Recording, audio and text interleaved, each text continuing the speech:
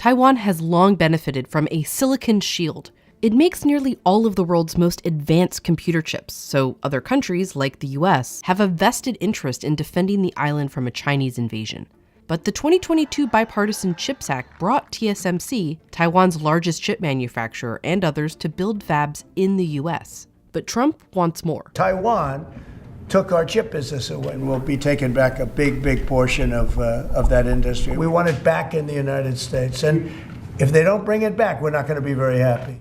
Now TSMC has announced additional 100 billion US dollar. We are going to build 3 more new fabs. Alexander Yu, the Taiwanese representative to the U.S., sat down with Wall Street Journal trade reporter Gavin Bade in his first interview since Trump took office to talk about Taiwanese chip investment in the U.S. and how it could affect the shield.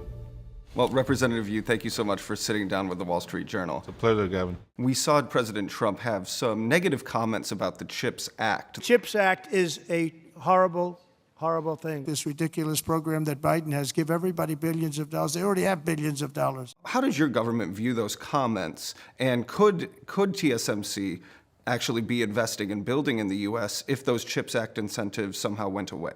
Obviously, the CHIPS Act is an incentive for them to be here.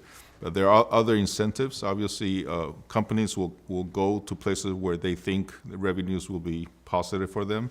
So there's more than just CHIPS Act. Taiwan's investment 10 years ago, 83+% was going to China, mainland China. But last year, our outbound investment to China was less than 9%. But last year, 40% of that investment came to the United States. This repositioning of Taiwan's presence in manufacturing is already occurring. And with President Trump's calling for the resurgence of United States manufacturing, I think we're very happy to work together with the United States. We are close partners.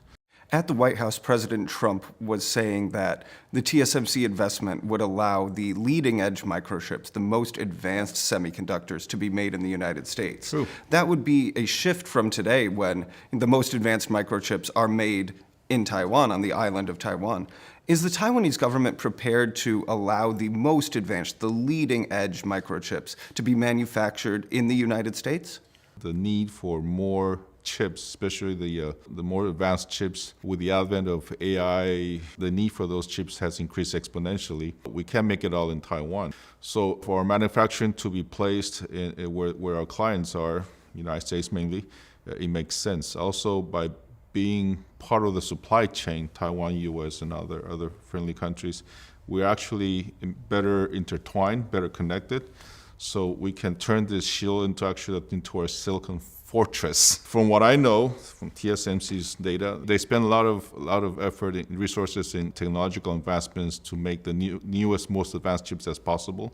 So we might be getting to the 1.5 nanometer, the one eventually, but they start making it in Taiwan. So once this technologies mature, and then probably move it elsewhere. So the newest technology will be first made in Taiwan, and eventually will go to other places, in the United States includes. It sounds like what you're saying is there will still be, the most advanced chips will still be from Taiwan, correct? It will originate and start in Taiwan and eventually be placed elsewhere. The shield could also be thinning from the U.S. President Trump, during the election, suggested Taiwan should increase its own national spending.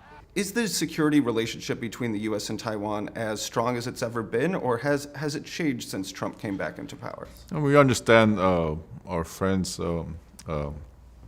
suggestions that Taiwan should spend more and we should increase our own burden responsibility to defend ourselves. And actually, that's what we're doing. For the last 10 years, our defense spending has almost doubled. We can spend more and willing to spend more.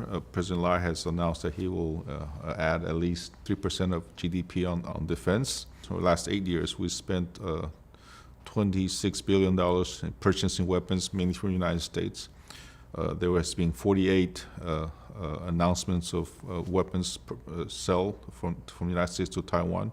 But a good chunk of that budget that we spent, those equipments have not reached Taiwan yet, for many reasons.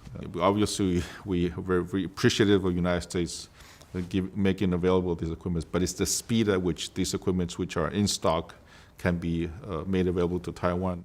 And finally, Mr. Representative, I just wanted to ask you about some of the tenor and tone of the conversations we have in Washington about Taiwan. For instance, we have had an ongoing conversation, in public among members of Congress, members of the security community, that should the PRC come over the strait and try to invade, well, would it be better for the U.S. to blow up TSMC and destroy the Taiwanese semiconductor manufacturing industry rather than letting it fall into the PRC's hands? I wonder what you think about those conversations.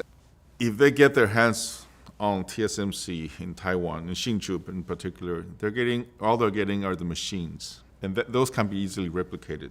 PRC has spent billions and billions of dollars trying to replicate TSMC in China.